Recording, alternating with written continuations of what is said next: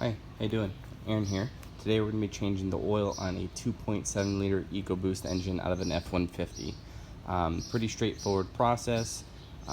It does have a top mount oil filter, so I'll show you guys how to change that filter and reseal the cartridge. Pretty easy, pretty straightforward. I'm going to be using a Motocraft oil filter. The 2.7 liter engine is a direct injection engine, so I like to use the best oil filters that you can get. This is the OE oil filter. The manufacturer uses this oil filter, so I'm going to stick with it. Nothing wrong with using aftermarket, but I do like to use Motocraft on these Ford direct injection engines. Okay, so here are the tools that you're going to need. A 3/8 ratchet with a 3-inch extension. This is used to remove the drain plug. I'm using a pick that I made to remove the O-rings. You can also use a razor blade too. I'll show you how to safely use that and install the O-rings on the cartridge of the top mount oil filter.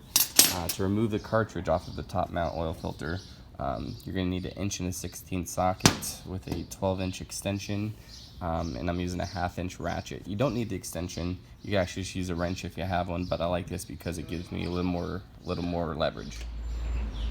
And also we're going to be using a impact tool here to remove the heat shields nice and strong and fast. You don't have to. You could use a simple ratchet or a wrench with a 5/16 or 8mm head on it. And of course your oil. 6 quarts is system capacity for the 2.7 liter EcoBoost, and a funnel as well. As you may or may not know, with the direct injection engines, one of the downfalls is carbon buildup on the intake valves. Because the injector is directly into the cylinder, oil buildup from the PCV system actually builds and creates carbon on the valves. So do yourself a favor, get a high quality top tier oil such as Mobil 1 full synthetic, Castrol. As long as it's Dexos approved, you're pretty much good to go there. Last tool you need is a 1.16" socket. Setup I got here is a 1/2-inch ratchet with a 12-inch extension, 1/2-inch drive. You don't need this, you don't need the extension. I just like it because it helps me with getting a little more leverage so you can remove your top mount oil filter. There's a little plastic nut on top of that oil filter that'll help you get that off, and we'll go over that in a minute. Alright, now the first step you're going to want to do is remove your skid plate underneath your oil pan, or underneath the transmission and oil pan. There's 4 bolts you're going to have to remove, 2 on the back and 2 in the front right here. These are your 5/16 or 8mm socket that you're going to need. Once you remove that, you're just going to drop your pan and set it to the side. Once our skid plate is off, now we have access to the drain bolt or drain plug on the back of your oil pan. This is the back of the oil pan. Here's the bell housing, the transmission. And you're going to put your 3/8 socket with an extension through here, and it's only a 1/4 turn, and it'll come out pretty quickly, so just be aware of that. One good thing about these trucks, or one of the many good things about these engines, is how big the oil plug is. There it is right there, and it only takes about 15 to 20 seconds to drain all the oil out of this pan, which makes it nice, especially for me because I'm always working on fleet vehicles. Just a little side note there. If you're noticing a lot of residue on the bottom of your oil pan, a little bit more than that, that's not too bad. There's an O-ring on this plug. You might want to look at getting a new one. They're not too much from Ford. I'm sure you can go down to O'Reilly's and match something up, but just make sure to look at the bottom of your oil pan for oil buildup. Once the oil is done draining, go ahead and put your plug back in, and you can actually even turn it with your hands, and it just snaps in. And there's a little stopper. Make sure the ear of this plug is against the black stopper right here. That way you know it's fully seated.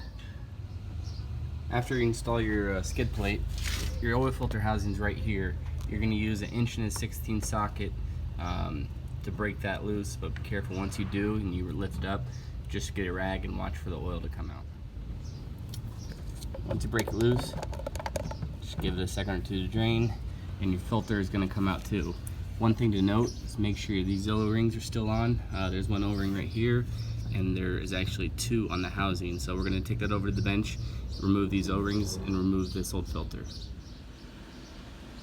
Alright, so here's the filter housing. We're going to need to change these 2 O-rings right here that seal the housing, and this one O-ring down here. It's a little harder to get to.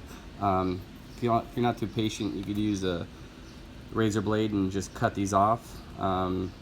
I don't always like to do that. Just got to be really careful not to score the housing. If you do, not too good, you might want to pick up a new one, but I like to pick those off and throw your new ones back on with a little bit of engine oil. So there we have it. The new O-rings are on, the new filter, and the new small O-ring down here at the bottom is on. That's going to be your hardest one to replace. Try to be patient with it. It will go on. It's just a little bit tougher because it's thicker.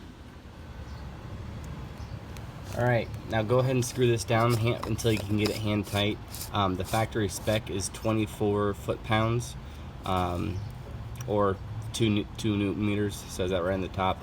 Grab yourself a torque wrench if you have one. If not, just snug it up the best you can. I've never had one leak before, but that's not to say if you tighten it too tight, it could crack and it will leak. So these are plastic. As they age, they probably are going to get brittle. I haven't had one break on me before, but that's just something to watch out for.